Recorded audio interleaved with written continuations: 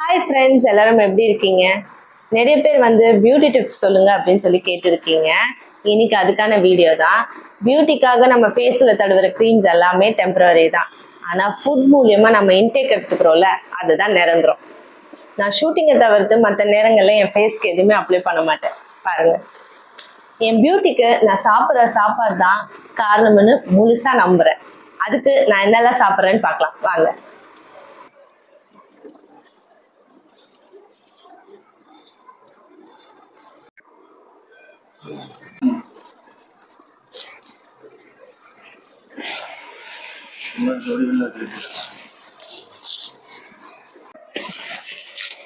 தனியா, கொண்டக்கடலை, தட்டைப்பயிறு, பாசிப்பயிறு, கொள்ளு, இதெல்லாம் நாங்கள் ரெகுலரா சாப்பிட்றது தானே அப்படின்னு நினைப்பீங்க. ஆனா நம்ம தரமா வாங்கி சாப்பிட்றோமா அப்படின்றதுல தான் இருக்கு. இது எல்லாமே நான் கோயம்புத்தூர்ல இருந்து தான் வாங்கினேன். ஏன் இது சென்னையில கிடைக்காதா அப்படின்னு நீங்க நினைக்கலாம். கிடைக்காது. ஏன்னா இதெல்லாம் நாட்டு கடலைகள்.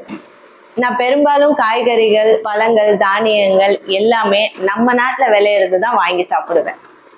நான் ஏன் இந்த மாதிரி நாட்டு பொருட்கள் தேடி வாங்கி சாப்பிட்றேன்னா, நாம வாழ்ற இதே கிளைமேட்ல தான் இந்த பொருட்கள் எல்லாம் விளையுது. ஸோ இதை நம்ம வாங்கி சாப்பிடும் போது நம்ம பாடிக்கு தேவையான எல்லாமே கிடைக்கும்ன்றத நான் நம்புறேன். அதனாலதான் வாங்கி சாப்பிட்றேன். அது மாதிரி நம்ம நாட்டுல எங்கெங்க என்னெல்லாம் விளையுதோ ஃப்ரெண்ட்ஸ் மூலியமா அதெல்லாம் தேடி போய் இந்த மாதிரி வாங்கிடுவேன். இது எல்லாமே என்னுடைய ஹஸ்பண்டோடைய ஃப்ரெண்டு கோயம்புத்தூர்ல இருக்கிற ஷெரீஃபனா மூலியமா விவசாயிகள் கிட்ட இருந்து நேரடியா வாங்கினது. இந்த கடலைகள் எங்க விளையுது, எப்படி விளையுது அப்படின்னு நீங்க தெரிஞ்சுக்கணும்னா கீழே டிஸ்கிரிப்ஷன்ல ஷெரீஃபனா பேசின வீடியோ லிங்கை ஷேர் பண்றேன், பார்த்து தெரிஞ்சுக்கோங்க. இல்ல எனக்கு இதெல்லாம் தேவையில்ல, முகத்துக்கு பூசுற கிரீம் தான் வேணும் அப்படின்னு நீங்க கேட்டீங்கன்னா,